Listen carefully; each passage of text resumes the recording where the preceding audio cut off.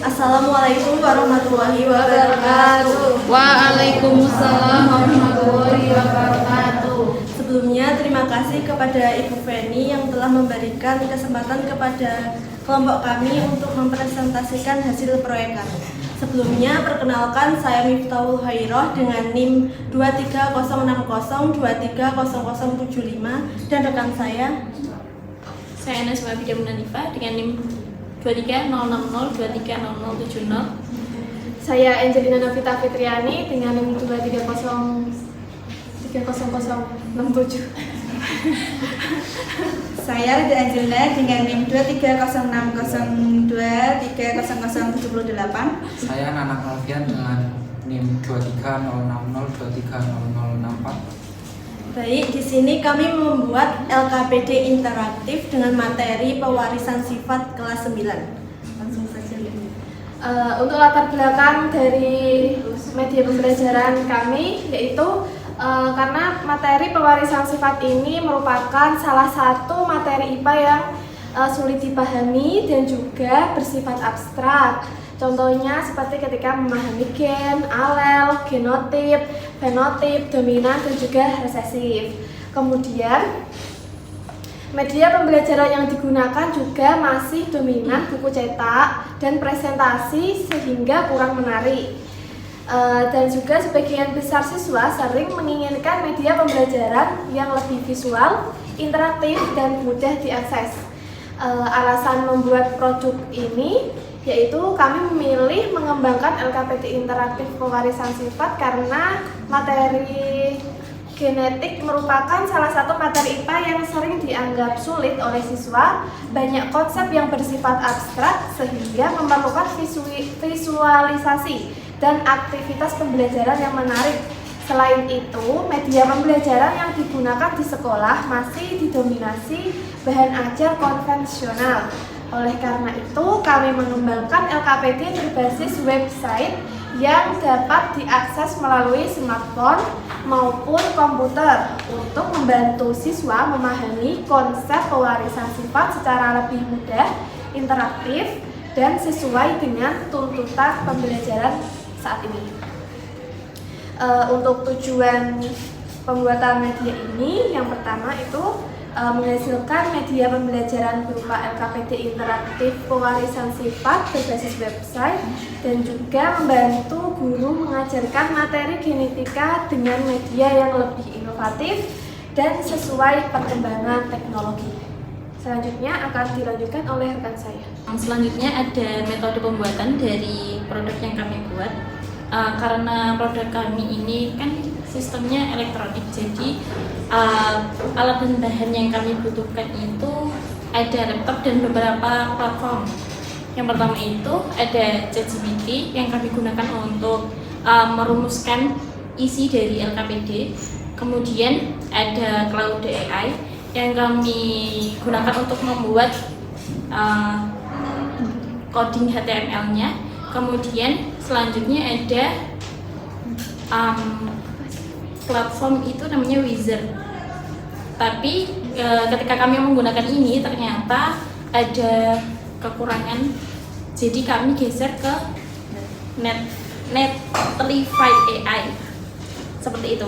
Jadi langkah pembuatannya itu kami pertama merumuskan susunan dari LKPD itu di ChatGPT dengan memasukkan poin-poin utama seperti bagian-bagian apa aja yang kita inginkan untuk membuatkan coding, untuk membuatkan prompt yang nantinya akan digeser ke Cloud AI sehingga menghasilkan coding HTML yang awalnya itu ditujukan untuk platform Wizard. Nah, tapi ketika kami cek ternyata di platform Wizard itu tidak bisa dilihat statistik pengunjung dan juga hasil dari pengerjaan siswa. Kemudian kami mencari platform lain dan ketemu dengan Netlify AI ini, yang mana di situ LKPD bisa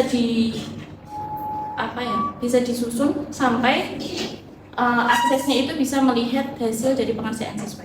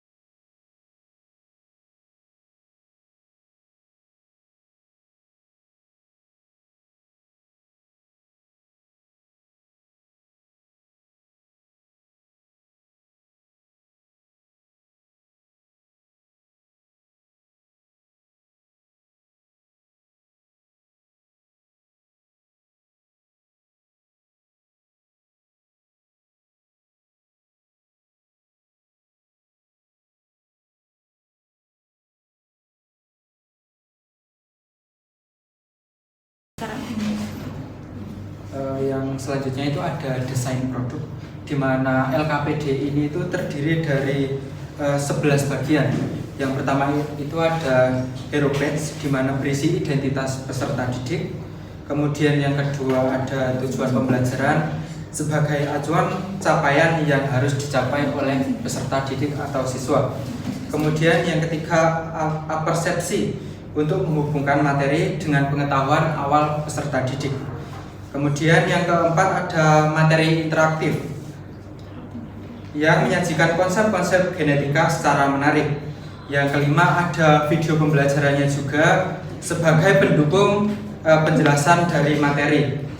Yang keenam ada aktivitas interaktif yang memungkinkan peserta didik terlibat aktif dalam proses pembelajaran. Yang ketujuh ada Punnett Square untuk membantu peserta didik menentukan peluang pewarisan sifat secara lebih mudah. Kemudian yang kedelapan ada studi kasusnya, di mana agar peserta didik itu dapat mengaitkan materi dengan permasalahan yang ada di kehidupan sehari-hari. Yang kesembilan ada evaluasi untuk mengukur pemahaman peserta didik. Yang ke-10 ada refleksi. Yang ke-11 ada kesimpulan. Kemudian ada fiturnya itu ada mobile friendly yang dapat digunakan di smartphone maupun laptop. Kemudian memiliki tampilan interaktif yang dapat meningkatkan keterlibatan peserta didik dengan pembelajaran. Kemudian dilengkapi progress bar sehingga peserta didik dapat mengetahui sejauh mana kegiatan pembelajaran yang telah diselesaikan.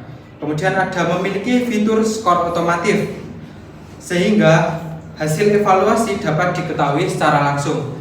Kemudian mendukung penyimpanan data secara otomatis sehingga data yang sudah dihasilkan oleh peserta didik ini dapat dilihat hasilnya. Nah, untuk selanjutnya yaitu hasil produk. Produknya itu LKPD interaktif berbasis website materi pewarisan sifat. Nah, dapat diakses secara online di smartphone, laptop maupun komputer. Untuk fiturnya tadi yang sudah disebutin sama rekan saya,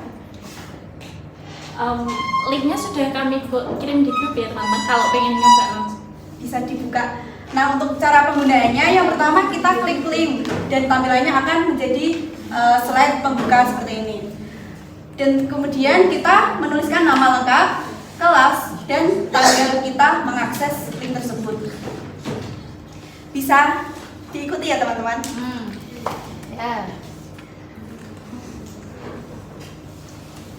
Setelah itu kita klik lanjut mulai belajar.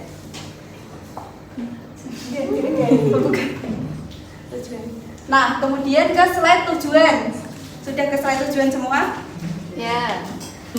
Di slide tujuan ini kita membaca tujuan pembelajaran dan kita scroll ke bawah. Ada konsep kunci dan estimasi waktu pengerjaan sekitar 40 sampai 60 menit. 45. Kemudian kita klik lanjut ke aktivitas awal. Setelah ke tujuan pembelajaran, kita akan menjawab pertanyaan pemantik. Di sini ada pertanyaan pemantik, bisa dijawab ya teman-teman. mengapa anak memiliki kemiripan dengan orang tuanya.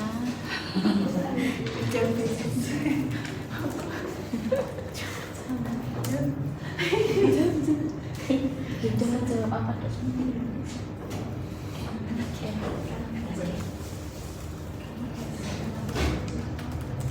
Karena apa teman-teman?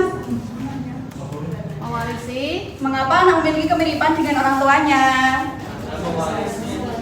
Gen dari terus selanjutnya menghubungkan pengetahuan awal siswa. Aktivitas mencocokkan istilah.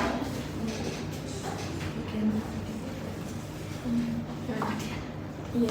Dan di sini kan ada pilih salah satu istilah yang ada nanti ada warna birunya, terus lalu pilih definisinya. Jadi misal di sini ada gen, itu definisinya apa nanti pilih di sini. Misal gen adalah ya unit pembawa. Kalau benar nanti hijau, nanti kalau salah kalau salah warnanya kan jadi merah. coba klik sana. kalau iya contoh yang salah coba. Dominan. Belum ini. Ada Ada alasan belum tepat. informasi belum tepat dan coba lagi. Setelah itu lanjut ke materi. Nah, pada saat materi ini ada materi dari gen dan kromosom, kemudian dominan versus resesif dan materi-materi pewarisan sifat lainnya. Nah, untuk materi ini ada video pewarisan sifat, dan jika kita klik, kita akan menuju link YouTube yang dimana terdapat materi pewarisan sifat semua. Nah, dan teman-teman bisa buka salah satu untuk mempelajari materi ini. Kita kembali lagi, kemudian kita klik lanjut ke eksperimen. Nah, pada eksperimen itu ada studi kasus dan langkah pengerjaan singkat terkait materi pewarisan sifat.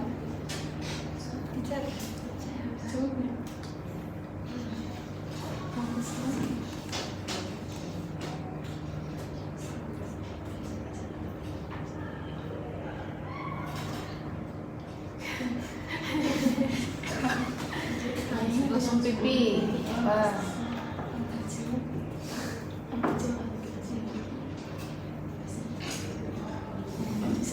Periksa jawabannya. Kalau salah nanti akan ada Jawaban yang betul. informasi yang salah dan kita harus membenarkan gitu. Muncul jawaban yang betul dari itu. Nah, di sini tulisannya periksa kembali petunjuk dominan. Nanti isinya berarti harus huruf kapital, posesif, isinya berarti harus huruf kecil. Terus yang ayah nanti jawabannya adalah L besar L kecil dan ibu L kecil L kecil. Jadi kalau sudah sesuai berarti benar. Tidak ada jawaban salah.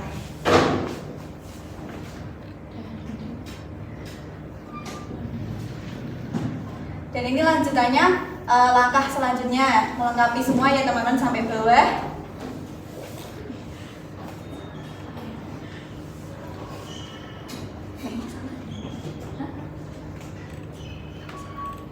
Ini melengkapi kayak latihan buat pan square. Kembali nggak bisa ya? Kembali Ke slide sebelumnya gitu Bisa. misalnya. bisa ibu Dari langsung di atas. bar yang atas. Yang bar yang ada. Sebelah mana? Atas sendiri. Coba. Ini di bagian. Ini bisa diklik. Oke. Oh iya. Nah, ini kalau benar ada tulisannya Puna square kamu benar. Lanjut. Selanjutnya isinya alat analisis. Semua isian yang dijawab nanti kalau benar ada tanya benarnya, kalau salah nanti diberitahu seperti itu. Selanjutnya itu ada slide aktivitas yang dimana kita juga akan mengerjakan aktivitas lainnya seperti eksperimen sebelumnya.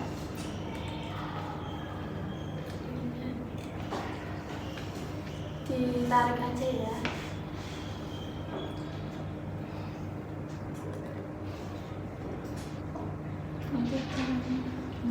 Ditarik. Terus cek jawabannya.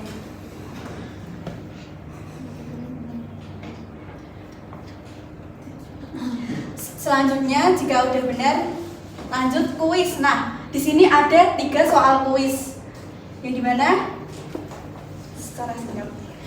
Jadi nanti kalau ini sudah dijawab, nanti langsung akan geser ke soal selanjutnya. Misal Angel coba dijawab. Kasih Angel.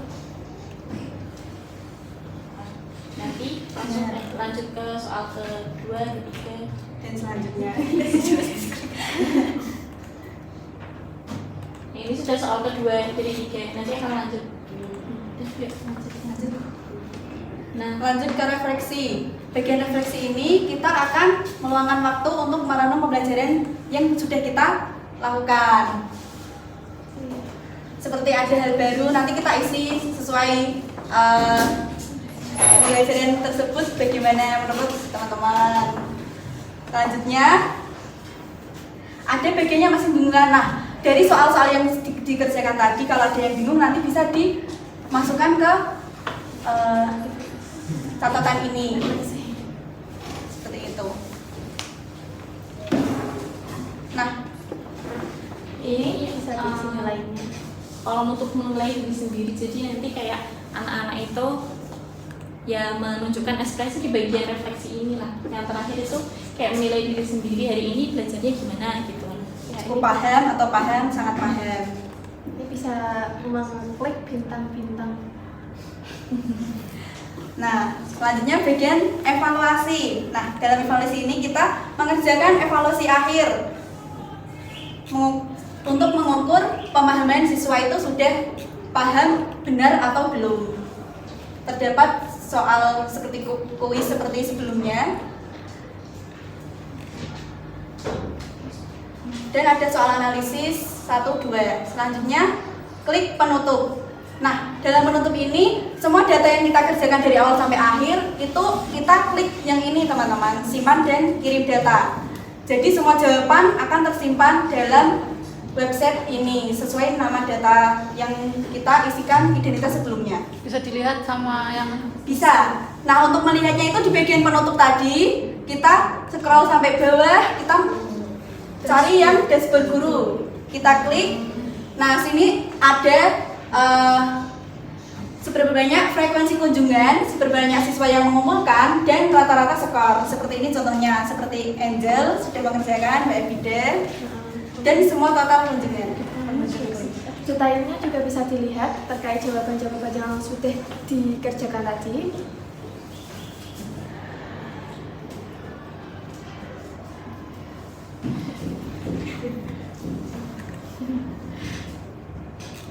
Seperti itu. Jadi website ini bisa menyimpan semua data dan bisa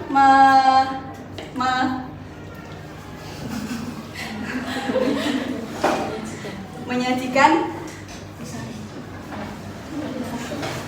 LKPD interaktif berupa website seperti itu.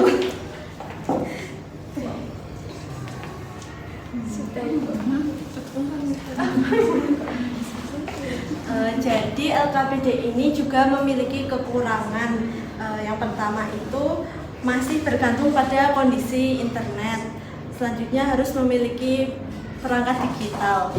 Kemudian produk ini belum diuji secara luas untuk menguji keefektivitas.